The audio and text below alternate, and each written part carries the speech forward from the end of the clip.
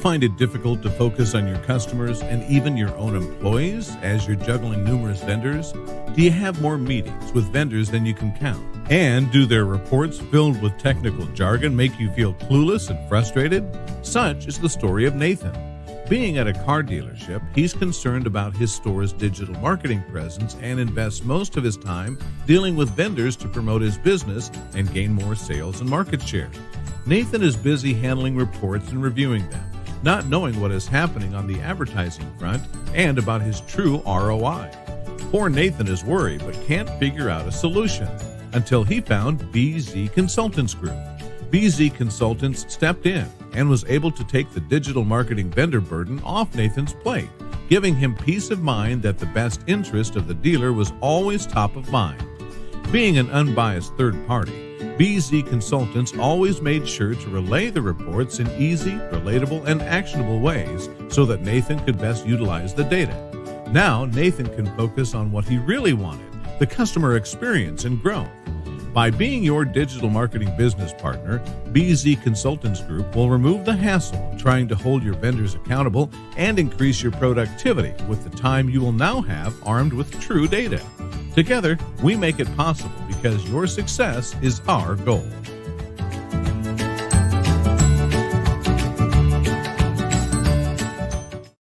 Welcome into the Furniss Fast Lane. I'm your host, Brooke Furniss, and with me today, we have got very, very smart human being and Zach Billings from Wikimotive. And Zach, I'm super excited to dive in this day. It's going to be a fun show. I have a feeling. I'm stoked too. Thanks for having me. You are so welcome. And before we get any further, let's dive into some of these comments here. Peter, I'm going to have to agree with you. It's, I think it's a pretty awesome show. I've got an incredible guest that I have had on my little Google sheet for a very long time. I'm very excited to have him on the show. So thank you for being here. And Russell, hello to you too. As Russell always says, Russell, I'm going to try to say this. We'll see if I get there or not. Learn and grow in something together. I always screwed up, but whatever it is there. And we got Russell also saying hello to us as well. So a good day to you. How is everyone's Friday going? Is it going all right? Have you survived the week? And Larry, hello to you, buddy. I owe you a phone call, by the way, Larry. So thanks for checking on me. I appreciate it. Before we get into this, is anybody else's March? I've put this filler out there that it is either the worst month on record as a dealership, or you have some that are like, oh yeah, I'm actually doing pretty well. But I'd say 95% of dealers with whom I've spoken, it has been a horrible month. Anybody else going through that? Is your alcohol bar being raised a little bit? Are you guys surviving this month here at all? And Russell's saying, see, Russell, I always screwed up. Grow and go and grow and learn and earn. I can't say it, Russell. I try, but I do my best. But in the meantime, Zach, we had not only do we have we've got Wikimotive in the house. Yes, Nathaniel. Yes. We had a pretty awesome, Russell saying it's a fantastic month. Okay, good to hear. Russell, are your clients having a good month? That's the question. It can always be an awesome month, but how are the clients doing? So our episode that just dropped, incredible episode. I know I say it all the time, and I am a little biased. I've got some kick-ass guests. I'm really excited to have Zach on here to continue that kick-assness, which is definitely not a word. Nathaniel saying Mohawk is on track. Well, Nathaniel, it might be because of your social presence. Maybe it's because of that. Nathaniel's ahead of the curve. By far, he does such an incredible job with his social. So we unpacked so many different things. And by the time we filmed it to the time that the show is actually airing now, and yesterday and today, there have been a few changes, which we'll get into. We've got the Comply Auto Mayhem cluster, and we also have the Google algorithm. So stay with us. We'll get on that as well. Russell's saying, if I am, that my clients are. Good point. Touche. So let's jump in first. Zach, what was one of your takeaways from the episode that dropped yesterday? Well, it was, I rewatched it, and it was fortuitous talking about the Google algorithm and like aiming for where Google's headed, right? We talked a little bit about how, what is Google's objective? It's to make more money. Where are they headed in terms of keeping their market share? They're headed towards serving the consumer the best way they possibly can, connecting consumers with the search results they want to find. How do you do that? Be informative, be authoritative, provide them with information. Then in between, when we filmed the episode and now, Google's dropped a huge core algorithm update. And what was it aimed at? Exactly that. So again, all you have to do is aim at where Google's going, just lead the target, and you're going to be able to hit every time.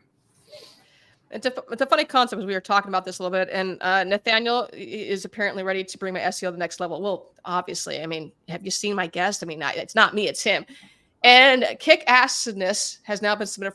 I might need to get an opinion on that, little trademark on that. Jason, maybe you can help me with that a little bit there. But it is, as we talk about this new algorithm and all the other things that are going on. And I hear a lot when I'll ask, hey, why did you decide to spend more money? And I'll get the answer, Google told us to. Okay. Well, let's unpack that for a hot second. Google's always going to tell you to spend more money. Like, that's Google wants more money. So of course they're going to tell you that. And so with the new algorithm and things, and we'll get into the study you guys did, which is really, really cool with Google Business Profile. You're just seeing more and more of like, hey, if you're not spending the money, on the same point as we talked about the show was, what point is there the law of diminishing returns? And that's a really, really big one to figure out. And if you're spending all this money and it's all your one source is paid, the other second source is paid, and organic is fourth, personally, I'm a little concerned about that, because I know in general and statistically speaking, the organic traffic is going to be a hell of a lot more engaging. And I want more of that traffic. People are going to type in your name, which that's another hot button that we were talking offline that it drives me crazy. Like, they were already going to find you. They were already going to click on your name, your Google Business Profile, and yet you went and paid for that. Why? Why are you paying for that? I get if it's, hey, we're only going to give $500 toward it. When I see $2,000 budgets are going towards your name, Exactly. Please stop. Yeah. I'm going to say to you on this one, because I'm sure that if I keep talking, I'm going to switch to something harder than water. No, it's the first place to cut from, looking at your SEM, right? I often run into dealers where, they'll have as little as like a $6,000 SEM budget, which is modest by most standards. And then you come to find that $1,500 or $2,000 of it is branded, and they felt like they were doing great, right? Because you see all the conversion metrics, and like, let's just assume that the vendor was actually focused on conversions like they should be. Well, you see these high conversion metrics, but then you go, yeah, but 90% of them were coming from a quarter of your budget, which was all on brand, and all it's doing is gobbling up your organic, right? Whether it's PMAX gobbling up your GPP traffic, whether it's just straight up bidding on branded search, through text ads, right? You're eating into traffic that you would have earned organically that has nothing to do with your SEO. Your SEO vendor doesn't get credit for that either.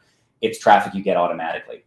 So the first thing that I think people really need to be doing, if they haven't already, is making sure they're not bidding on brand. And I agree with you. Like, if it's $100 to cover a base, that's one thing. Maybe $500 in the scheme of a decent sized budget, that's one thing. But significant spends, it's not necessarily that money is straight wasted. It's how much more constructively could we be using those funds, right? So let's say your budget is, we'll just use $5,000 for a pretty round number, and we'll say 20% of it is branded search, $1,000.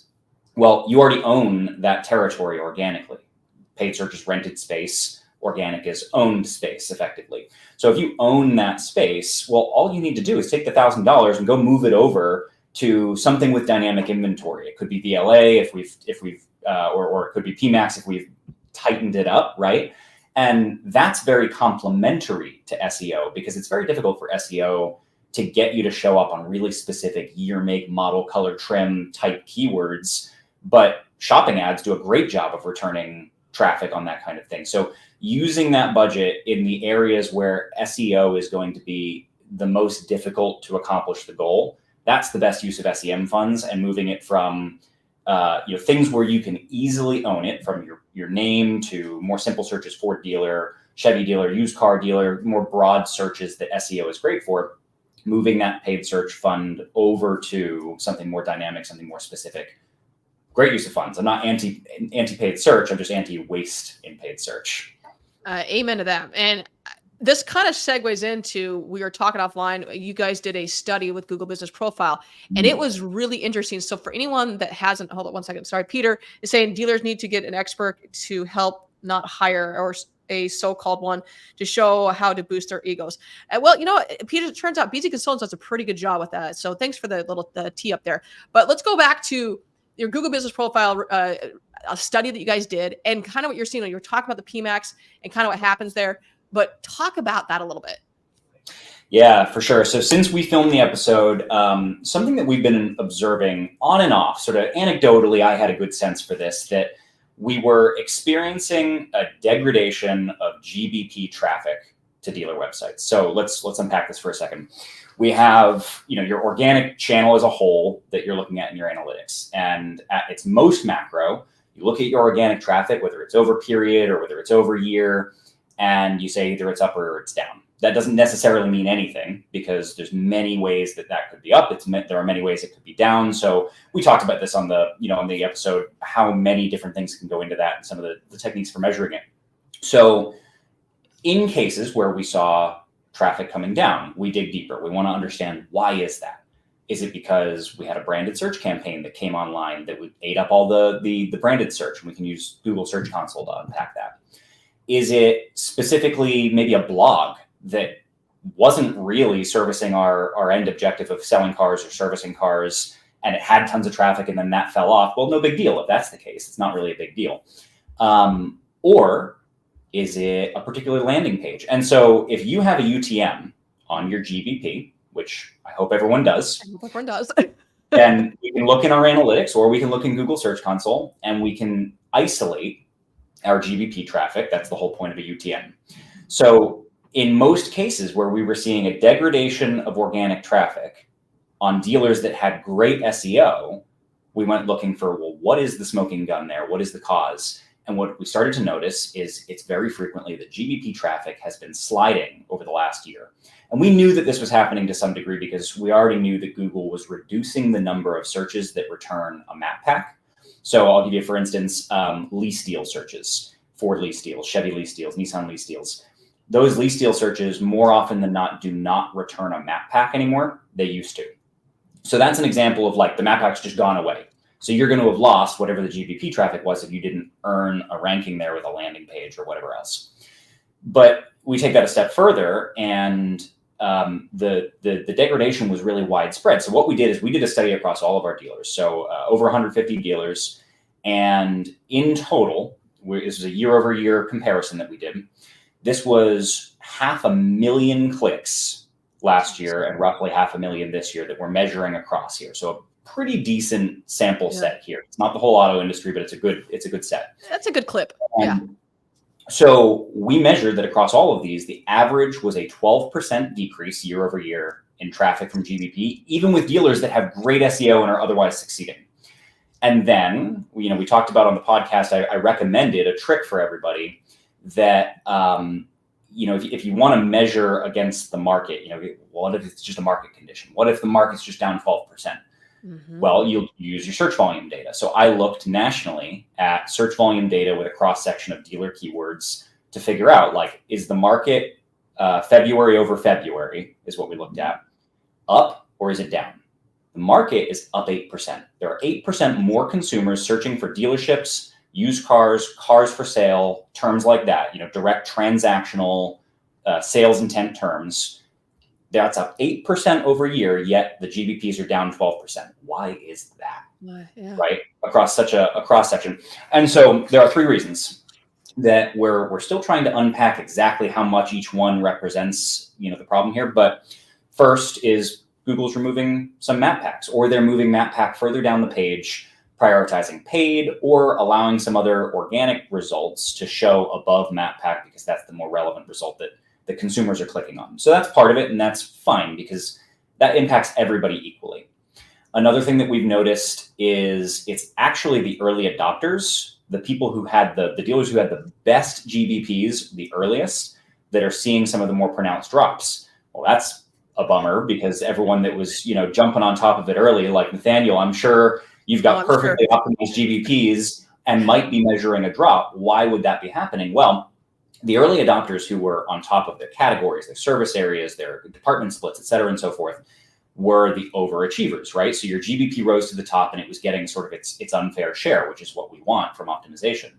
Well, now as Wikimotive and Ubrook and George Nenny and Brian Pash and everybody else that are kind of espousing these modern best practices that dealers should be following, as those voices have gotten out into the industry, everyone's improving. Everyone's improving their GBPs. And the average dealer now, even if they're asleep behind the wheel with a lot of their marketing, probably have some like okay categories in their GBP listing. They've, cleaned them up a little bit. And so what's happening is your overachievers are now losing ground to the underachievers, and we're just equaling out the playing field. And so the early adopters are now seeing a drop as a result of that. I think you always are, Nathaniel. And then the other thing, this is the big thing, that identifying exactly how much of this is the problem is so difficult to do because of reporting issues with PMAX. But PMAX, paid search, is cannibalizing GBP. It is absolutely happening, and we've been able to do a couple of tests. This is more of an anecdotal way of doing this, but it's really helpful to see with some of our dealers where we've had them either neg out their name from their PMAX or turn off their PMAX altogether, and we see GBP traffic bounce upward, which is such a great confirmation of this theory. And so we're seeing it again and again where dealers with really uncontrolled PMAX, and when I say uncontrolled PMAX, I mean we're not doing anything to constrain where it serves, we're not doing anything to constrain keywords it can serve on, and we're throwing a lot of money in that bucket. The dealers doing that are seeing the steepest declines in their GBP traffic. And this was super interesting. So when we did the case study, we looked line by line at all the different dealers, right? And so, imagine a kind of a chart. You've got all your dealers down a column. You've got their percent change over year in another column. And green is up and red is down. So, I go across and I look at the red ones and I want to know, well, what's in common with those ones that are down the most? And then I look at the few green ones that are bucking the trend, and I looked at what's the common thread through those. Well, the ones that are up year over year in GBP traffic against this average decline that we're seeing in the industry had either no paid search or no PMAX. That was the common thread that I saw time and time again. So that isn't really me saying everyone should just cancel their PMAX, but it is me saying everyone needs to be attentive to this, realize that it is potentially impacting your GBP traffic, understand that that's the most likely smoking gun if you have an organic problem, and then work with your paid search vendor to try to constrain it further.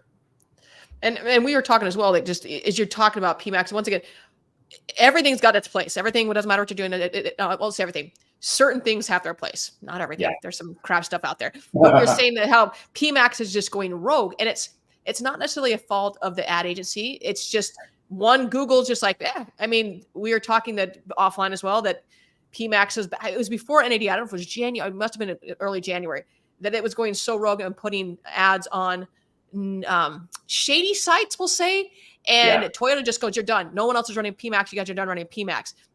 And then you get the in-app ones, and it's like, okay, but if 90% of my traffic or 90% of what you guys are claiming where the ads and the impressions and all that are being served in a Sudoku app, how do I know that's actually going to result in some type of ROI other than it was on there? I mean, how many of us right now have cut the cord and we don't want to have commercials, so we're paying for the extra Hulu, now it's Amazon, or in our apps, we're paying not to have those stupid ads pop up. I hate ads. Like, there's a reason why I record stuff and go back and watch it later, so I don't have to watch the damn commercials. Like, I don't want to watch that stuff unless it's a Super Bowl. That's a different story. But all that to be said, it's like, is it actually resulting in some type of quality traffic? Are we just going for as many quantity clicks we can get and then be like, yeah, good job, look at all this great stuff? No, it's not great. And so really diving in, if you don't know, reach out to somebody and say, I don't know how to measure this. Either of us can help you with that. Just say, hey, how do I know if this is good traffic, bad traffic? Is my ad agency not maliciously doing that, but maybe just got a little complacent, and because of all the algorithm changes we're going to get to in a second, maybe that's what, so many different things to look, but really diving in to know, and back to inspect what you expect out of this. So Russell's saying, kudos to Zach right now. Zach's crushing it. So. Not that I was even remotely concerned about that one, but yes. Okay. So that brings me into like a two-part one. We've got the AI we talked about and how that affects SEO and the good, the bad, the ugly of that. And then we have an algorithm change recently, which also talks about AI. And there's anyone that knows me and has been following this long, like, hey, I am all for AI. It is a great, great tool. It's a great tool to have my tool belt. I can use it. And man, I'd have to hire a team if I didn't have AI. I also understand I'm never going to copy and paste what I got from ChatGPT or from Gemini or whatever tool you're using.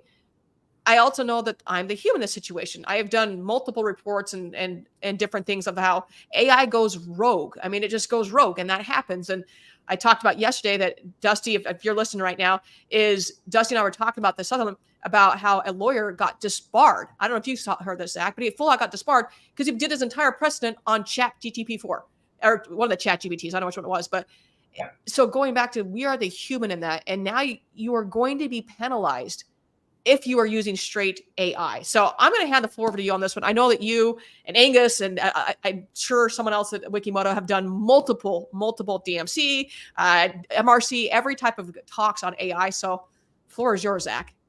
I appreciate it. So, as always, the disclaimer, there are so many rabbit holes in this topic, but we'll try and keep it somewhat on a coherent track. I think the first thing to say that maybe is counter to the underlying point here, especially around SEO, is like AI has its place. Like there are uses for ChatGPT even down the lane of SEO. Mm-hmm. You can use ChatGPT outputs in your digital marketing, and you just need to be thinking about how fit is the raw output, how much work am I going to have to put into it, and it's just a balancing act of how much do I have to put in to get the quality out of it that I need. And at what point is it no longer more efficient to use the tool, right? When I wrote a poem for my wife's Christmas card, I'm not a poet and I use ChatGPT, but only to build a base, right? And I wrote it 3 times over and then I modified pieces of it to get it just the way that I wanted it because I'm taking a deficiency in my skill set and I'm using it to help fill that in, but then I'm taking a great deal of time to modify the end product to make it fit for the purpose that I'm trying to apply it to, right? So the first thing to say is that like we can use AI for SEO. And if we look at Google's release on the most recent major algorithm update, the core update, which came with a new spam policies update, they talk about scaled content abuse. And specifically, they're talking about AI, but that isn't actually the literal meaning of scaled content. What they mean is any technique by which you use a shortcut to put a large amount of content in play to game the system.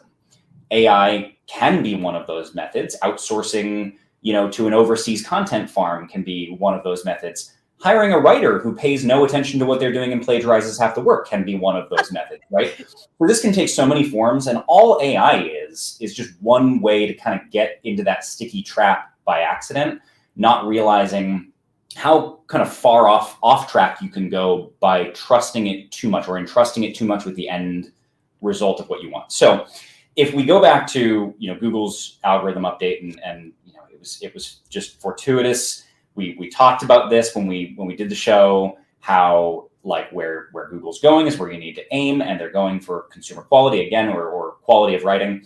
And more, that's where they're going. So the new update is aimed at exactly that. It's very specifically looking for content that serves the end user, that is informative to them, that is uniquely written by anything. It could be by, AI, a human, or a monkey, if we can make it unique and useful to the end user, okay?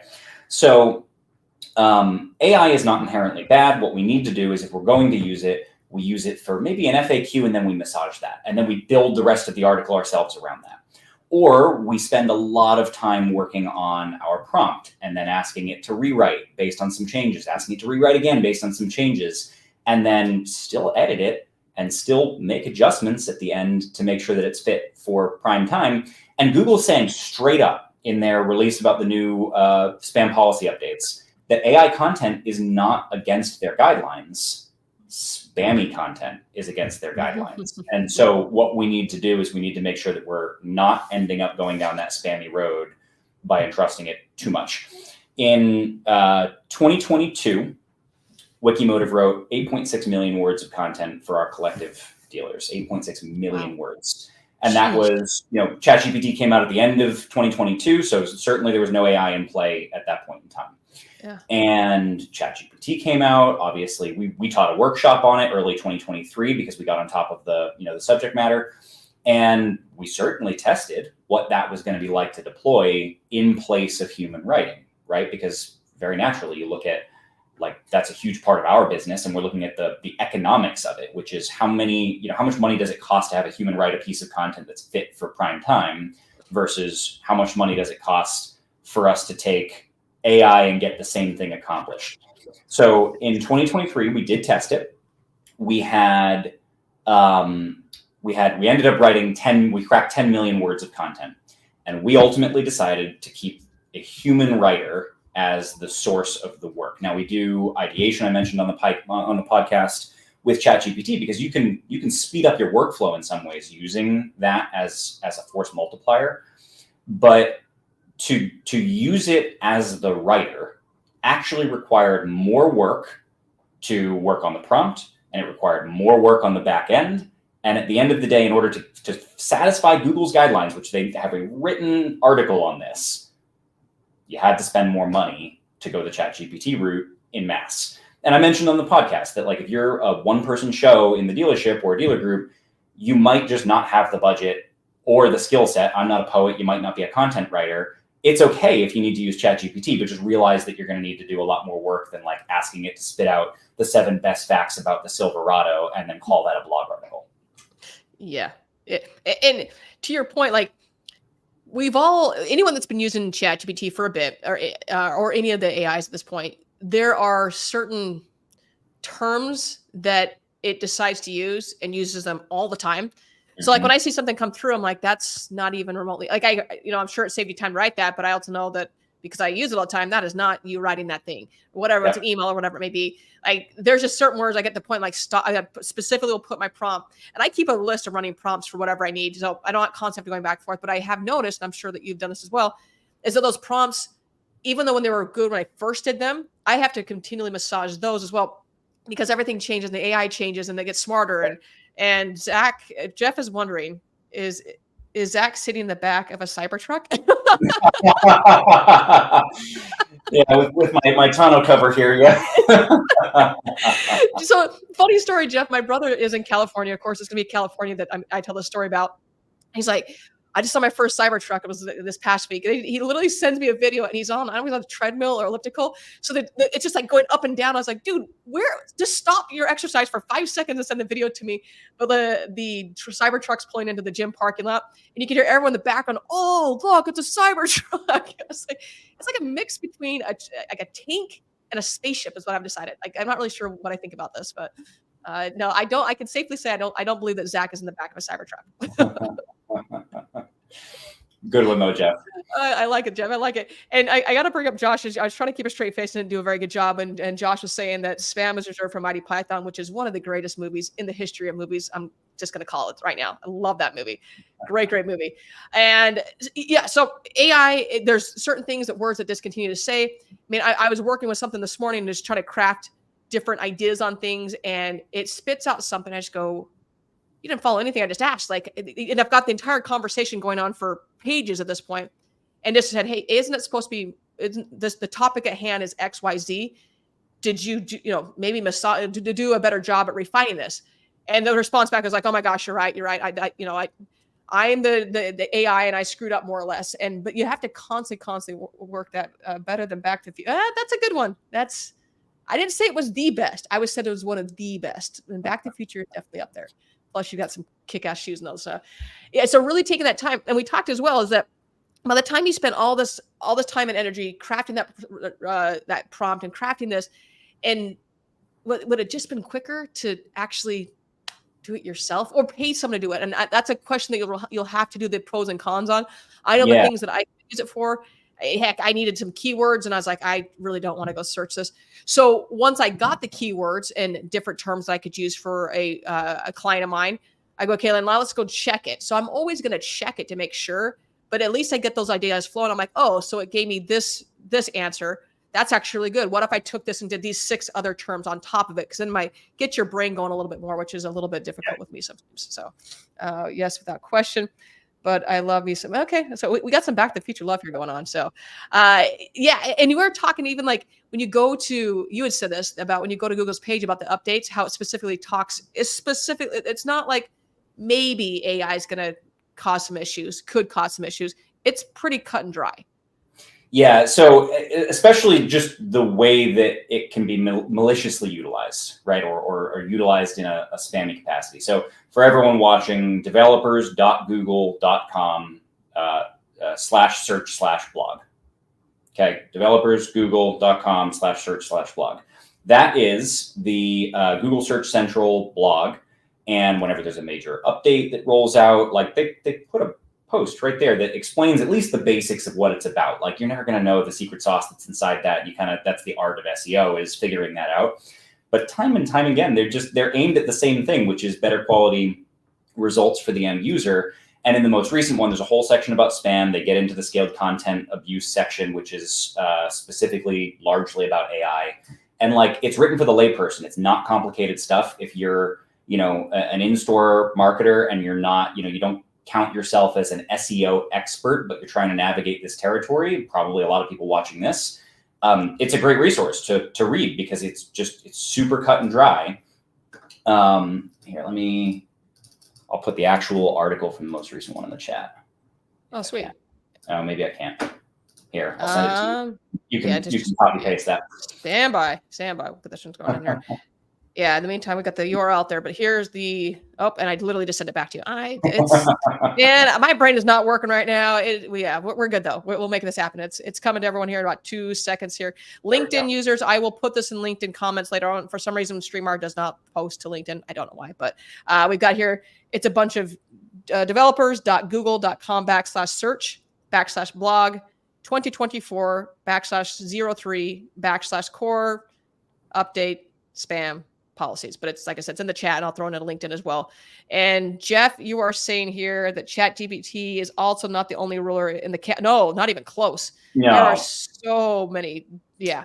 And when I say ChatGPT, like I'm using that, generally, and I think you are too, Brooke, like pretty interchangeably with, with all of the generative AI solutions that are coming to market. And like, to get into, so let's say a common thing that comes up in this subject matter is search generative experience, the SGE topic, which is, still in beta, but coming to the forefront, undoubtedly going to be a further forefront use of AI in the search landscape, right? But the example that I use is like right now when you get a rich snippet, that's a good instance where it would make a lot of sense for SGE to take over and be able to give you an even better rich snippet is essentially what you're going to get out of that. So if you Google how far away is the moon, or you Google F-150 towing capacity, like a quick answer to your question with some qualifiers will be a great use for AI in the search landscape to be able to give you a quick answer. That keeps you in the Google ecosystem. That keeps you from needing to ever go to the website, which, by the way, will degrade the value or at least the amount of traffic that you'll see coming to your blogs, because Google will serve it up through AI instead with SGE. But what's not going to happen is you're not going to suddenly start seeing Google return like deep VDP cards in the search landscape. Like one day maybe, but we're nowhere near that reality because there's just so many things that go into that. And there's also liabilities with price and discounts. And like Google has to sort through so many different problems before you're going to start seeing an AI return for a transactional automotive post. So the other side of the AI use coin, right, or the topic is not just how useful is the content for doing SEO, because it's complicated and you do need to be, you need to keep a human in the loop, and then some, but also whether AI is somehow replacing the value of Google search and SEO as a whole, which it is not from a transactional standpoint. If you ran a blog, if for some reason you're a dealership and like you have monetization on your blog, you've got like display cards and you're pulling ad revenue off of just traffic coming to your website. Well, now you'd really have something to worry about when it comes to SGE and search generative experience coming to search, because that would be degrading the amount of traffic that you can land on your website. But no one watching this podcast, I don't think, is counting on ad revenue to their blog as their profit center. Their profit centers are selling cars, servicing cars, selling parts. Like these are the things that we make money from. And the way that you connect consumers to that end goal, that end profitability goal, is not served by an AI simplified output in search engines. Not yet. No, amen. And as we're talking about these updates, there was a bit of an update that happened recently from our good friends at Comply Auto, and you said you're seeing it at ComplyNet as well. And I just want to touch on that because one, that is something that's happening right now, and anyone that has a Comply Auto, which it seems based on what I've seen, majority of dealerships they use Comply Auto, or I mean ComplyNet, but Comply Auto by far just seems to be the number one I'm seeing. And there was a little bit of a cluster going on with that, Zach, and not being able to see GA4 data and what's it going to, let's just unpack that for a hot second, because there is, like, if you are right now have ComplyNet or you have Comply Auto, which I believe it went live today, I think you're going to see less traffic, and your traffic in GA4 is going to take off. It's just going to decline, not take off in a good way. It's going to plummet. And it's not that you're not getting traffic. It's because of the little pop-up that pops up there. So I know you're talking about this offline a little bit. Do you want to have at this one? Yeah. So first of all, not a lawyer, not legal advice. There we go. There's just a little asterisk there. Yeah. That being said, pretty decent understanding of how this is coming together. So broadly speaking, you've got malicious actors. There could be some legitimacy to one or two of them, maybe, but generally speaking, you've got malicious actors in the form of like people who are just trying to sue people for lining their pockets, right? Yep. So you'll have a consumer or a person in, let's say, California, where their privacy policies, their web privacy laws are really stringent. Yeah. And they'll go to a website for a dealership in, let's say, Texas, where that's not so much the case. And if they don't have enough privacy systems and notices on the website, they'll say you're violating my privacy. It's part of wiretapping law is basically what they're playing off of in these lawsuits.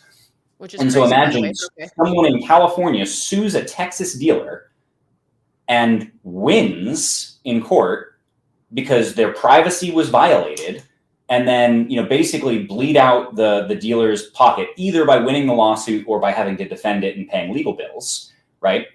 And the consumer wasn't even in your area. You can't even rely on the fact that, well, I'm in a state that doesn't have these goofy laws, and you get sued for it. So why does Comply Auto exist? Well, they exist to protect dealers, in theory, from these kinds of lawsuits by understanding the landscape and putting that, that privacy thing on the website that says either accept or decline. So, there's the policy on it. The consumer hits accept, or almost always they either hit decline or they just skip it, right? Yep. And the idea there is that's a CYA to make sure you don't get sued for this stuff. Well, recently, some of these lawsuits have focused on Google Analytics specifically as the violation of privacy, because, well, what is Google Analytics doing? It's measuring what you did on the website. One could argue there's a violation of privacy component. Now, it doesn't really tie the person to that data. Nope. So I think that's a bit of a reach in my mind, but that's the argument being made. It's come up in lawsuits. So what is Comply Auto doing? They originally decided, and this is my understanding from their, the guidance that they had sent to dealers about this, the information that I had received on it. Originally, they decided today, March 15th, as we're sitting here, they were going to automatically push an update that was going to block the Google Analytics script. So if somebody didn't click accept, if they either just didn't click anything or they clicked decline, it was going to block the Google Analytics script. That's a CYA move, but what does it do on the other end? It means you don't get any visibility to what that session did or that it showed up. And, well, we all know that we usually go to websites and we don't click accept. So all the consumers are doing the same thing. You're going to lose, I've said, anywhere from 50 to 99% of your data. I think it's probably closer to the 99 end. And we have Agreed. One instance already from a ComplyNet customer where we've seen it's like 98%. So you're going to lose almost all of your analytics data if that script gets blocked. And so my understanding, I reached out to Comply Auto and I got a reply. This was yesterday afternoon. And they said initially this was going to be an automatic update that you could opt out of as a dealer. Now it's a recommended update that you have to opt into. So it's not happening automatically today. So sort of crisis averted for a moment. But it does leave us with a bit of a conundrum, right? Where you're a dealership listening to this and you have to make a decision. You either have to accept a degree of risk that you get, a frivolous lawsuit that ends up either costing you, legal fees or a judgment, or you keep your analytics data I'm sorry, you accept the risk and keep your analytics data, or lose your analytics data, you insulate against risk, but in so doing, how much lost visibility do you have over your marketing now? How do you make a marketing decision when you don't have Google Analytics? Might as well pull your marketing that part, man. Seriously. I mean, we'd all be flying completely blind. I will say that for anyone who does this, or like, let's say there's someone listening and, you know, the ownership of the group or the, you know, the C-suite decides we're going to do this and the decision gets taken out of your hands. The one thing I will say is, from an organic standpoint, Search Console is your friend, because that measures everything before the user gets to the website. So that is not going to be impacted. You can still measure at least traffic volume using Search Console and the clicks within Search Console as a pretty good gauge for, like, is my SEO working or not? But you'd lose conversion data. You're not going to have any SEM data. You can't measure anything without your Google Analytics. So I have no idea where we're going here, because like best advice I can give, and what I put in my LinkedIn post yesterday, was everyone needs to get in touch with your attorney and find out, like, how beefy you make our privacy policy to not have to do this.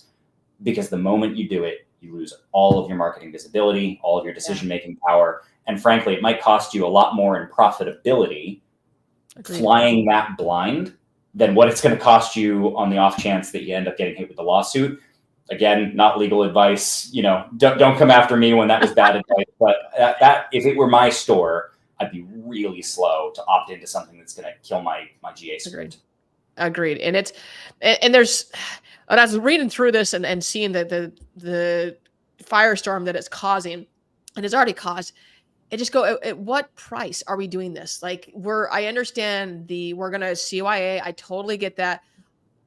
At that point, if I'm a business, one, I'm doing everything possible not to opt into this. I'm everything I can to opt not into it, because now you're going to try to make business decisions with zero visibility. I mean, if you get 1% visibility, I'll be happy. But why? I just don't.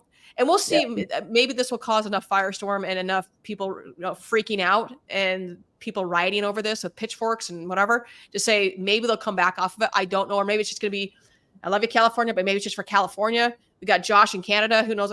Josh, I don't know if you guys have Comply Auto in there or not, but is it going to be different for them? It will just be really interesting to see what happens with it, because it 100% impacts everything you're doing. And now, I'm an owner, I'm going to make a business. How are you making business decisions? You can't even hold your ad agencies accountable. You can't hold anybody accountable because there's no barometer.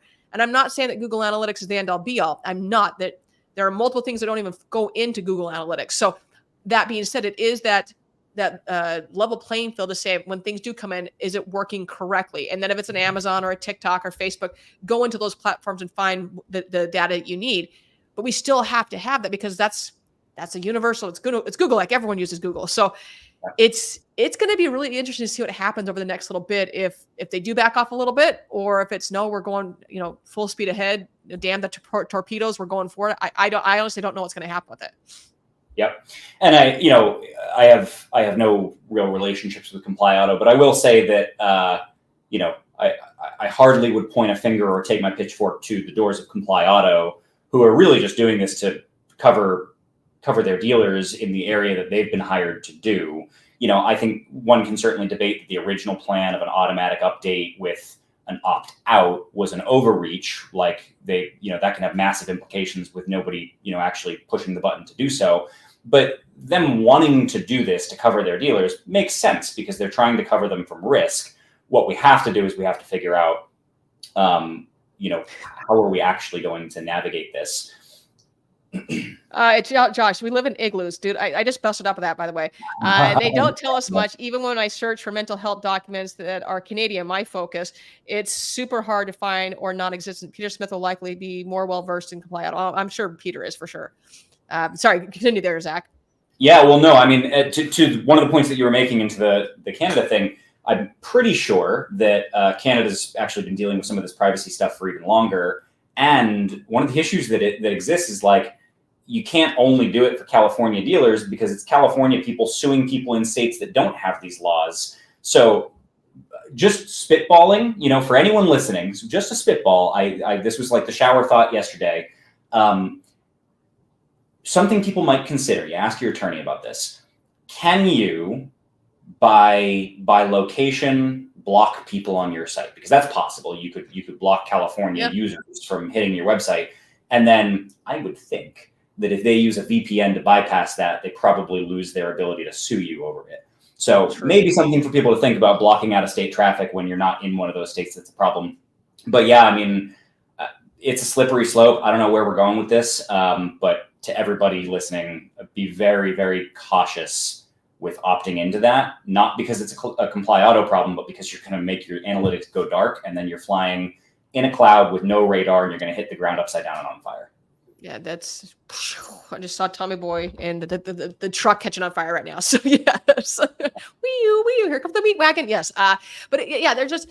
I go through this and like originally, like we do the 3 takeaways, but these 2 topics are so. One, they're obviously current, and they have a direct impact on your marketing, on your advertising, on your business, anything digital. And our whole world is digital. I mean, yes, we have a physical showroom floor.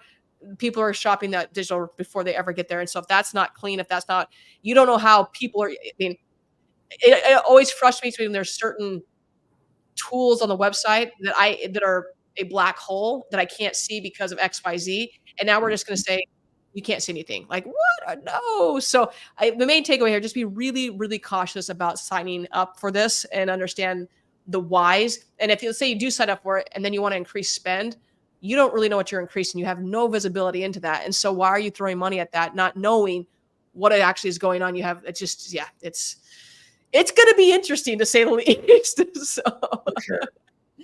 Did we hit everything, Zach? We went through, like, we've been through a lot today, and there's been a lot of high level talking today. Is there anything that we missed? Well, I'll add a topic that's adjacent. I was having a great conversation the other day, and I was going to mention this for a different reason, because so I was talking to a dealer, and we were looking over some of his existing content. First of all, saw a blog article. He said that his writers don't, because internally sourced writers, he said they don't use any AI. I took a look at one article, and I was like, I see AI. My AI BS meter is going off between my ears, and lo and behold, I copied it, pasted it into zerogpt.com, which is an AI detector. Not perfect, but it helps. And lo and behold, it was a mostly AI written article, and he was like, "Oh man!" So recommend that people look for that if you're hiring writers internally, if you're hiring a vendor to do writing for you, ZeroGPT. There are others, AI detectors. Use them as just a gauge to get a sense for am I being handed raw AI content. If a human has sufficiently modified the content, the detector won't pick it up as AI, and then you're fine. So it doesn't matter that they sourced it from AI. What matters is that they shouldn't have used the raw output that is AI, and the detectors will pick that up most of the time. So use that as just a gauge, gut check. It's a fast way to do it, so you don't need to spend all day inspecting what you expect. And then the other thing that came out of that conversation with that dealer, I was asked, and I can't think of a time I've been asked this question, but it plays so much into stuff that we talked about on the podcast. Conversion rate optimization, CRO, versus the interests of SEO. So where do those two things meet, and how do you balance the two of them, right? So conversion rate optimization is making sure that you've minified your CTAs, that you don't have CTAs hovering over X out buttons for your digital retailing tool, that things are properly laid out on the page, and that you're providing a good user experience that is going to lead to the most likely path to conversion. Everything from what do we name our buttons, to the color of the buttons, to the placement, to the et cetera.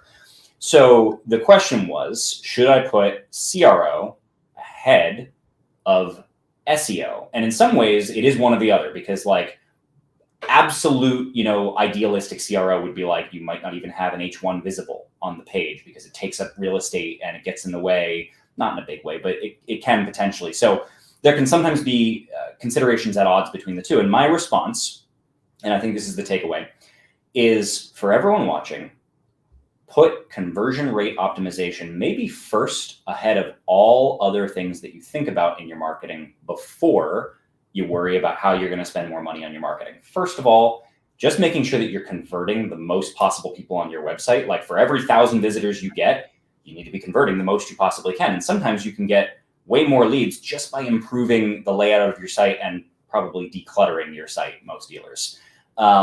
And the side advantage to that is that when you declutter your site, When you improve the usability of your website for consumers and they convert more, they take more actions on your website, what do you get as a result of that? You actually get improved SEO because Google is looking for positive behavior signals on your website as a sign of quality and as a sign that the consumers were aligned with a result that they wanted. So my recommendation to people is clean up your websites, please.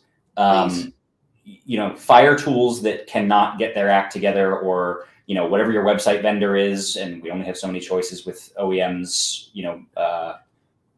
politely overreaching into our business politely. At this point. Whatever website vendor you have, there many of the cases it's the lesser of the evils at this point. And really, what you need is to make sure that all of your technology that you're stacking on top plays well with that environment. And if they haven't figured that out, if it just looks janky on your website, like, I'm sorry, but no matter how great the sales pitch was, it's bad for your conversion rate optimization. Therefore, it's bad for your SEO. It's also bad for your quality score with your SEM. So clean up your websites, reduce clutter, reduce options, reduce the indecision paralysis that we're creating for consumers. The 10 CTA buttons you have. Yeah. Yeah, you'll actually improve all of your marketing effectiveness as a result. Yeah, I have done so many different talks on that topic right there. And that's one that's very near and dear to me. Like when I get to go onto a site, and just right now, well, not right now, do it after, maybe have 2 windows open, but go and look on your SRP and your VDP. How many call to action buttons do you guys have right now? Like, is it 1, 2, is it 10? There's no way. And let's say that, I don't know what the industry average is right now, but let's say you have 6 on there. Well, that's only 6, Brooke. Well, no, that's 6 that probably 4 do the exact same thing. Why are you making it that difficult for the consumer to decide what they want to do? Like, just keep it simple, stupid. It really is not that difficult. And Steven, you're always a highlighting relevant content. Great. Thank you so much, Steven. Really appreciate it, buddy. But it drives me bonkers when I go on and I see that, or you've got a white background, but you've got like a light color, like a light gray. I can't even see the button. Like there's multiple times, and it's not just our industry. I go on to other sites. I'm like, I didn't even see the button. I felt I was trying to buy something yesterday and the price kept coming up wrong. And come to find out they had a little tiny disclaimer that I couldn't even see. But I'm like, I get what you're trying to do, but you're also tricking the consumer into buying whatever the product may be. The same thing, maybe we're not trying to trick them, but we've made it so difficult for them to the verbiage on it. I mean, I could go on and on, but yeah, I'm right there with you. We'll leave it at that. Well, Zach, it has been a pleasure having you on the show. Thank you so much for being a part of this and for your knowledge and talking about these incredible these very current topics. And if you don't follow him on LinkedIn. He's everywhere. I'm sure he's talking at any conference known to mankind as well. But I mean, you just had recently posted about both the algorithm update and the Comply Auto. So definitely take a chance and follow him. And yeah, just thank you again for being a part. I super, super appreciate it. Yeah, thanks for having me, Brooke. And like you said, follow me on LinkedIn. We've got a webinar coming up late this month that'll be on my LinkedIn and stuff. So if anyone's interested, that'll be SEO centric for sure. Some more of these topics in big ways. And I appreciate it.